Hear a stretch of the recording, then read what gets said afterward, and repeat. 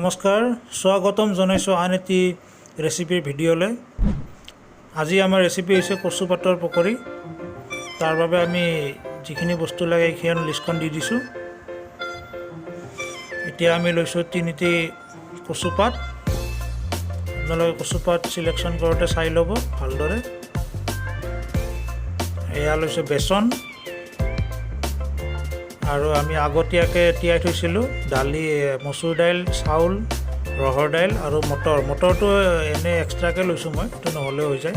কেঁচা জলকীয়া লৈছোঁ, আদা নহৰু লৈছোঁ, জিৰা পাউডাৰ, ধনিয়া পাউডাৰ, হালধি আৰু ৰঙা জলকীয়াৰ পাউডাৰ।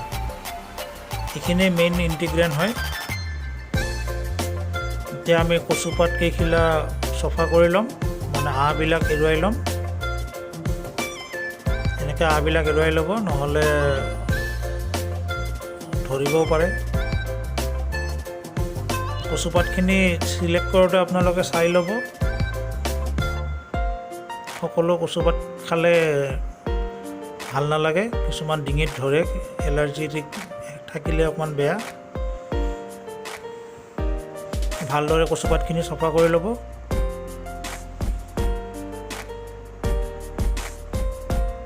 তিনিওখিলা ভালদৰে চফা কৰিব। এতিয়া আমি মিক্সিত এইখিনি বটি ল'ম। আদা নহৰু এৰাই লৈছোঁ, জলকীয়া কেইটা দি ল'ম, আৰু চাউল দালিৰ এইখিনি মিক্সাৰখিনি লৈ ল'ম। ইয়াৰে এটা পেষ্ট বনাম। এয়া চাওক, আমি পেষ্টটো বনাই ল'লোঁ। এতিয়া এটা বাতিত লৈ ল'ম এইখিনি। আমি ইয়াতে অকণমান বেচন মিহলি কৰি দিম। বেচন বহুত বেছিও নিদিব।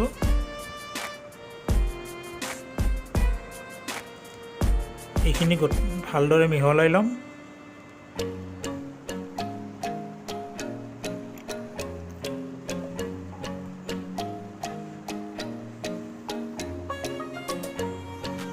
এনেকৈ ভালদৰে মিহলাই ল'ব আপোনালোকে। তাৰপিছত বাকী মছলাখিনি দিব লাগিব। এতিয়া আমি এই বাকী থকা মছলাৰ গুড়িখিনি দি দিছোঁ।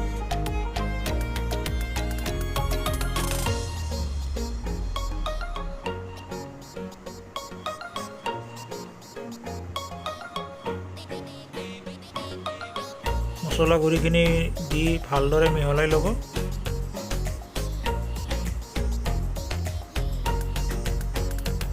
তাৰপিছত আমি সোৱাদ অনুসৰি নিমখ ল'ম। নিমখ দি দিব। নিমখ দি অকণমান মিহলি কৰি বেটাৰটো ৰেডি কৰিব।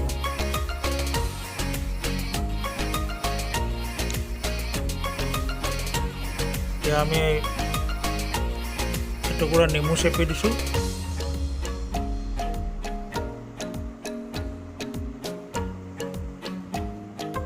নেমুটো নিদিলেও হয়, দিব পাৰে। নেমু চেপি ভালদৰে মিহলি কৰি ল'ম, আৰু আমাৰ পেষ্টটো তৈয়াৰ হৈ গ'ল। এতিয়া আমি কচুপাতখিলা লৈ তাত এই পেষ্টটো ভালদৰে লগাই ল'ম।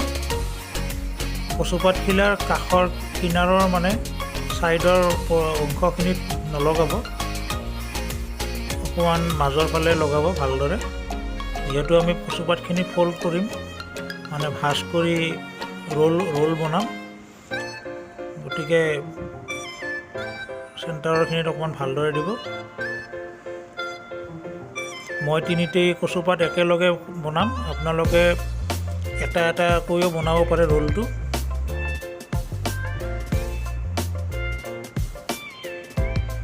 এনেদৰে ভালকৈ চাৰিও কাষত মিলাই দিব। এতিয়া আনটো কচুপাত লৈ ইয়াৰ ওপৰত দি লৈছোঁ।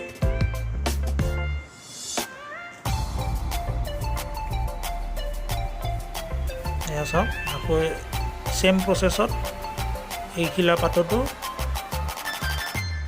গোটেই পেষ্টটো লগাই ল'ব।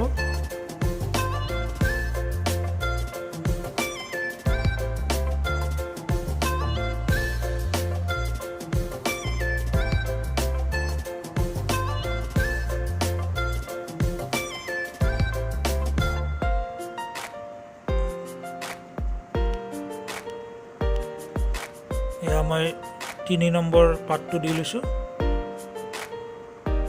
এতিয়া আমাৰ বাকী থকা পেষ্টখিনি গোটেইখিনি ইয়াত লগাই ল'ম।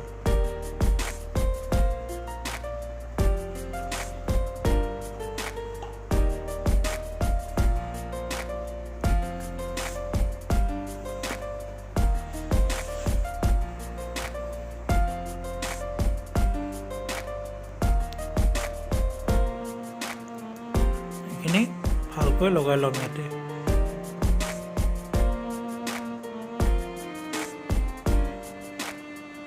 এতিয়া আমাৰ মছলা লগাই হৈ গ'ল।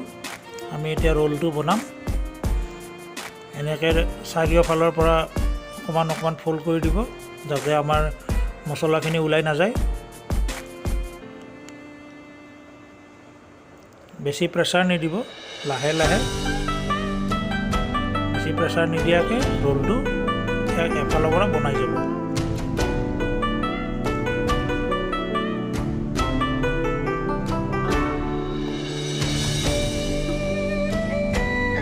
চাওক ৰোলটো তৈয়াৰ হৈ গ'ল। এতিয়া আমি সূতাৰে ৰোলটো বান্ধি ল'ম। আপোনালোকে প্লাষ্টিক ব্যৱহাৰ নকৰিব, সূতাৰে কৰিব পাৰে, নহ'লে ফলছনি বা তেনেকুৱা আন কিবা বস্তুৰে কৰিব, প্লাষ্টিকটো ব্যৱহাৰ নকৰিব।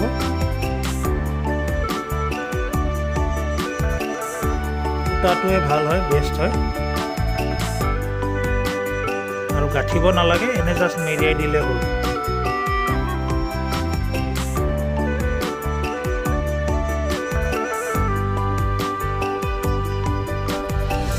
মেৰিয়াই দিব।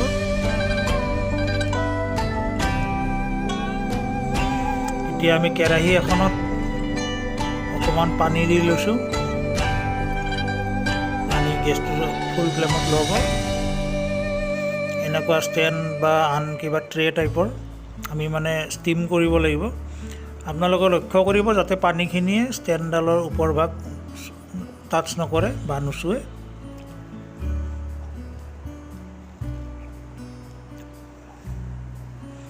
এতিয়া আমি কচুপাতৰ ৰোলটো ইয়াত দি দিছোঁ আৰু আমি এতিয়া ঢাকনি লগাই ষ্টিম হ'ব দিম।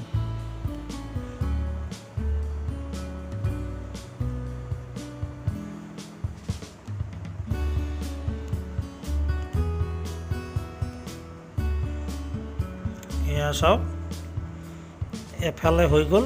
আমি এতিয়া ওলোটাই দিম আনটো ফালে সিজিবলৈ। এনেকৈ দুয়োফালে কমেও 5 মিনিটকৈ টোটেল 10 মিনিট দিব।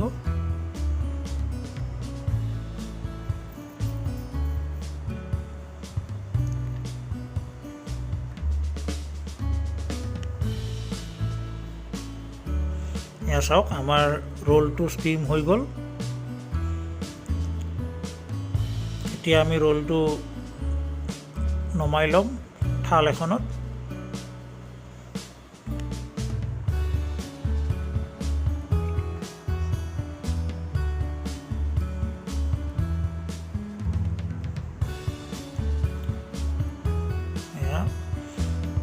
এতিয়া আমি বান্ধি থোৱা সূতাখিনি খুলি ল'ম। এয়া চাওক আমি খুলি ল'লোঁ। এতিয়া চুৰি এখনেৰে ৰোলটো ধুনীয়াকৈ পিচ কৰিম।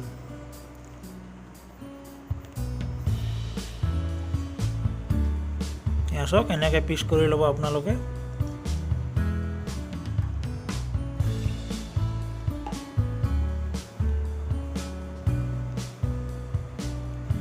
এনেকৈও খাব পাৰে, কিন্তু পিচ কৰি আপোনালোকে অকণমান তেলত ফ্ৰাই কৰি ল'লে অকণমান ক্ৰিস্পি হয়, খাবলৈ আৰু ভাল লাগে।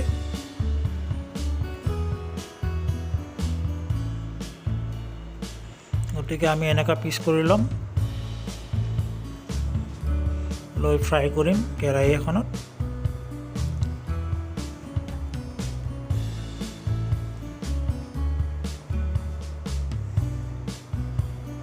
অতি সোনকালে হোৱা ডিছ এইটো।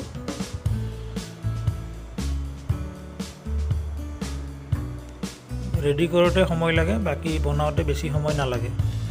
এয়া চাওক, এখন কেৰাহী লৈ লৈছোঁ। কেৰাহীখনত অকণমান তেল গৰম হ'ব দিম এতিয়া।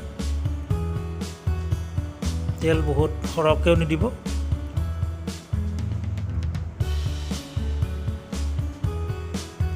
তেলখিনি গৰম হোৱাৰ পিছত আমি ইয়াতে কচুৰ পিচকেইটা ফ্ৰাই কৰিম। এয়া চাওক, এনেকৈ ফ্ৰাই কৰি ল'ব। ভালদৰে ফ্ৰাই কৰিব দুয়োটা ফালে।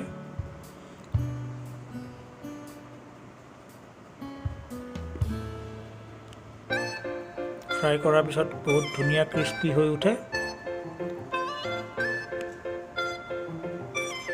দেখিছে নহয় কি ধুনীয়া হৈছে।